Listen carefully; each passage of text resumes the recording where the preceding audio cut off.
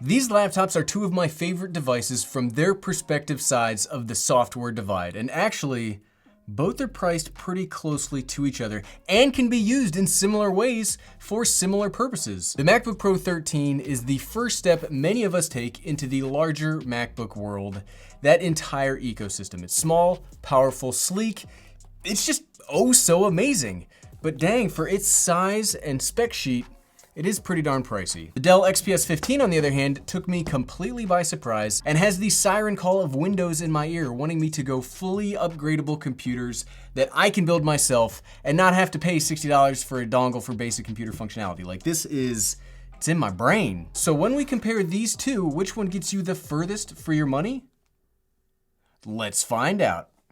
I can't slam them, they're both in each hand. And while we're finding out, I'd like to thank today's sponsor, Squarespace. What's up, everyone? I'm the Everyday Dad, and if I can figure it out, you can figure it out. So look, don't click away. Don't click away, just hear me out. Hear me out. I can already hear, as a YouTuber, I already know that a lot of you are thinking to yourself, Gary, you are crazy. The XPS 15 competes against the MacBook Pro 16. Why even make this video? Why are you wasting my time, Gary?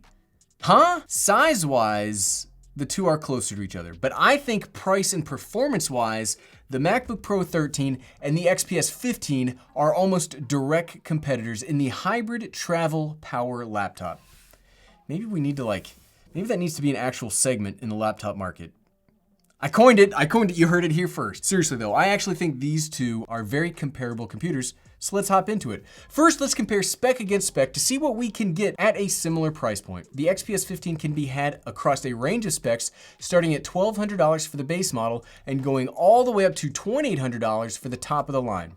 But even in there are some differences. The base model will get you a quad-core 10th generation i5 processor, integrated graphics, 8 gigabytes of DDR4 2933 RAM, and a 256 gigabyte solid state drive. But if you want to spend the money and you want the top of the line, that will net you a 10th generation i9 processor, a GTX 1650 Ti, 32 gigabytes of 2933 RAM, and a 1 terabyte solid state drive. Now that's a very, very powerful machine, which I do not have right now. And it is a pretty new option. When I originally bought the XPS 15, the i9 was not available, so I'm not actually sure how much I would recommend it. That's an awful lot of heat in a system like this. You can also spec up a little bit inside of those, but overall, those are the options that you can get at each point on the home side. The MacBook Pro 13 also has segments, but they're a little more segmenty.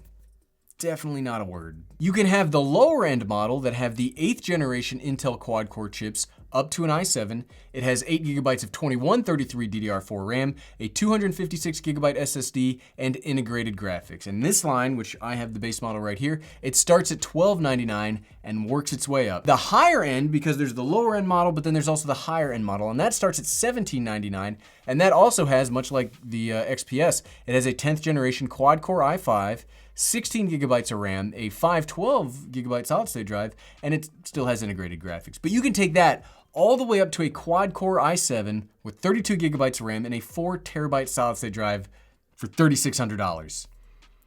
Dang, portable laptops are not cheap. Dang. Something that you can't exactly tell from just looking at the spec sheet is the MacBook does kind of have an additional graphics functionality card. Now it's not a dedicated, discrete graphics card, i.e. you don't have an RTX or an AMD card in here, and it won't help with gaming. But spoilers for the rest of the video. If you didn't know this, if you want a computer primarily for gaming, do not use the MacBook.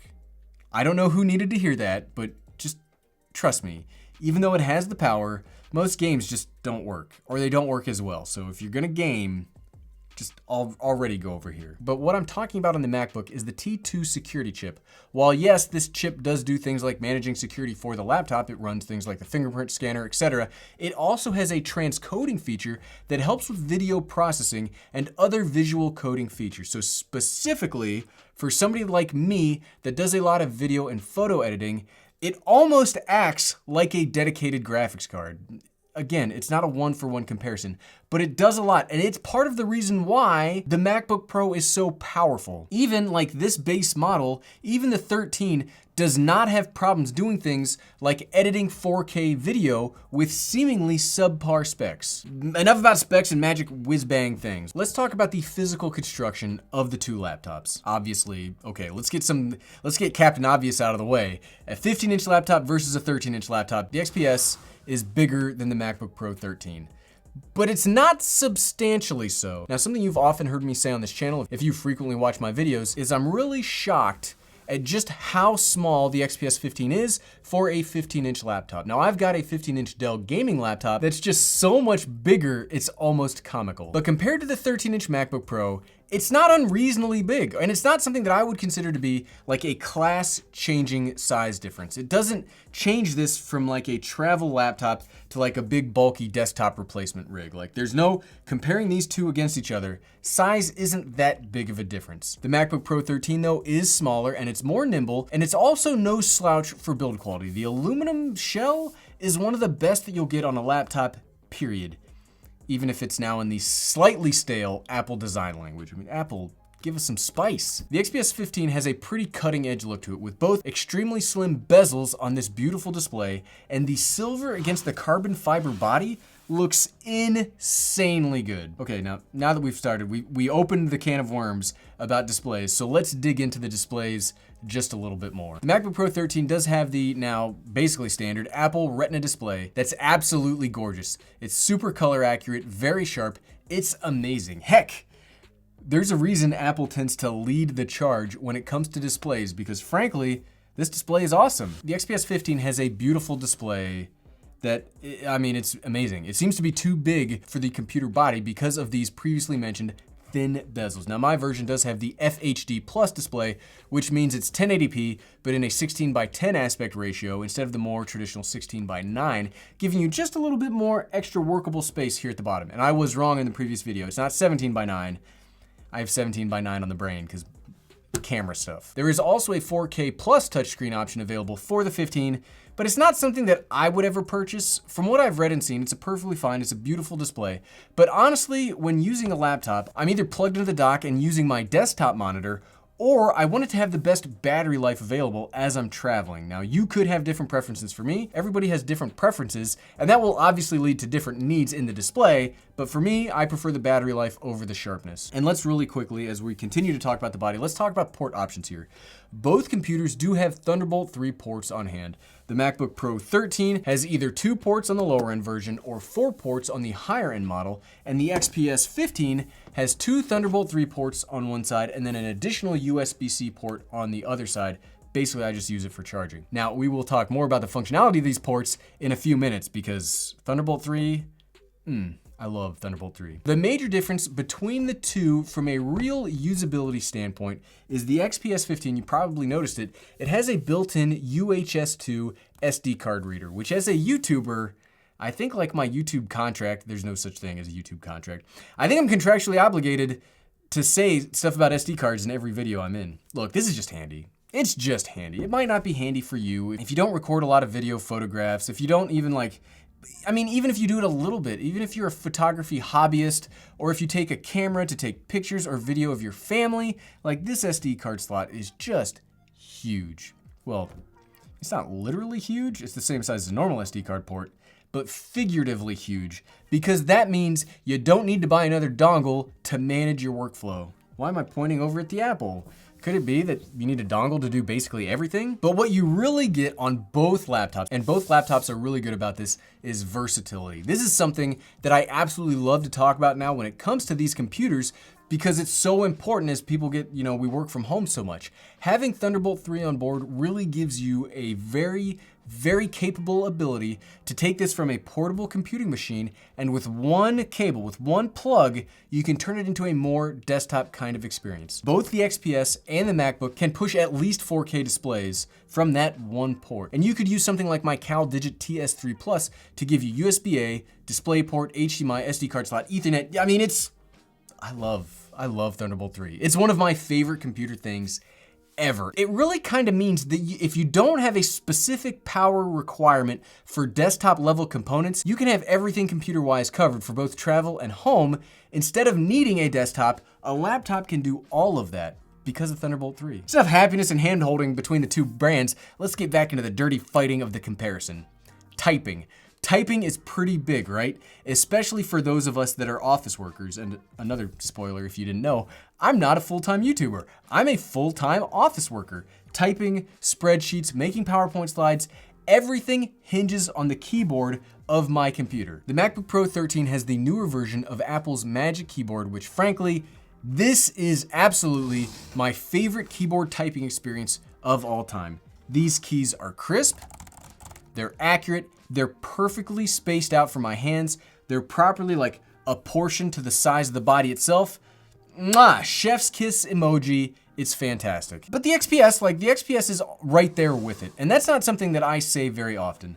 The keys here are not as crisp, but they are very, very comfortable to type on. They are also very accurate. It fits very well onto this body. The only thing that I really don't like about the XPS keyboard is it's a little too stretched out for me, and it makes it a little harder for me to reach the farther away keys. It's not insurmountable, but it does make, I'm a little slower when typing on this as opposed to this. But it's really close. Both computers also have a very fantastic and very large trackpad. Apple obviously, or not obviously if you've never used one of their machines, they have the absolute best trackpads on the market. It's very accurate. You can just click anywhere and have a consistent experience. It doesn't matter where you click, it just works. The XPS 15 also has a large trackpad, but it's not as accurate or precise, and the physical click of it's the higher up you go on the trackpad, the more you have to push down on it to actually get it to click. It's still good, but it's not as good as the MacBook. I mean, look, when it comes to trackpads, nothing is as good as the MacBook. Next to the keyboard on both computers lies the top firing speakers. Now, I am not much of an audiophile, so they both sound great to me, but I would probably give the bass to the XPS 15, but the clarity, and I think that's something that you say about audio, I would give the clarity to the MacBook. But either way, they're both great. They're both great in different ways, basically. When we get down to it, probably the biggest difference between the two from like a travel, like actual laptop perspective is Windows computers act differently when it comes to running off the battery. When you unplug the laptop, you will reach a certain point of battery loss where you will start to suffer some performance penalties, which does kind of suck. If you want the best performance, if you want to get the most out of this, you'll need to be plugged into the wall. MacBooks, and obviously the 13-inch we're talking about,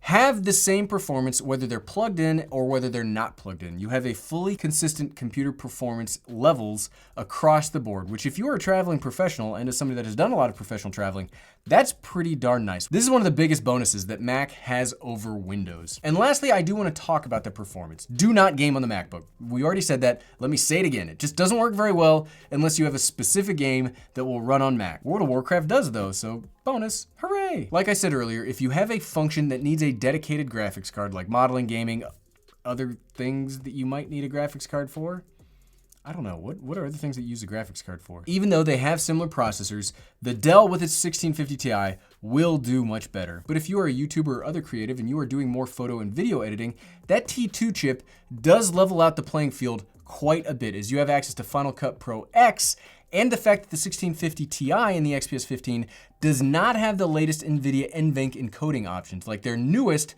NVIDIA Turing cards have. Oh, and kind of on the performance topic is the MacBook does work really well with other Apple devices. You get things like AirDrop, easy pairing between all of the devices, Sidecar if you have an iPad. Lots of cool stuff exists in that Apple quote unquote ecosystem. Whew, I am tired. I'm looking at the record time on the video. I have a monitor over here. That was a lot of talking. But at the end of the day, so what? Which of these two comes out on top? They have basically the same specs. They have basically the same specs, so it's really comes down to any other Windows versus Mac video. It's your preferred operating system. Both are perfectly fine and they're very good. If you are a Mac user looking for a little more graphics power, gaming, you want an SD card slot, or you're just looking to get into Windows for the first time, the XPS 15 is a great option. I think this is one of the best machines on the market right now. I love this computer. And, you know, conversely, if you are a Windows user wanting to dabble in Mac, the 13-inch, especially the one from 2020, is a fantastic option. It's small, reasonably priced as far as Mac products go. It's pretty powerful, and it has the best keyboard ever. That's right, I've never even used a ThinkPad, and I'm gonna say it anyway. Best keyboard ever. Fight me. Thanks to today's sponsor, Squarespace, you can create your own very beautiful website. Squarespace is the all-in-one platform to build a professional website, online store, or portfolio. It's easy to claim a domain/URL, create a custom site that matches your style, and bring your ideas to life. Head over to squarespace.com for a free trial. And when you're ready to launch, go to squarespace.com/everydaydad to save 10% off your first purchase of a website or domain. And thank you for watching.